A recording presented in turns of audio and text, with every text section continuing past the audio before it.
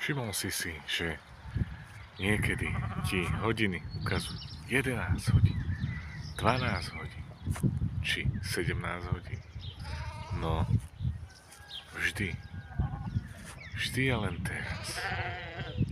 Vždy je len tu a teraz. Nikdy nie je potom. Zabudni na hodiny na tvojich rukách či na mobile. Je len prítomný okamih. Okamih, v ktorom sa spája celý vesmír. Všetká energia tohto sveta spolu s tebou.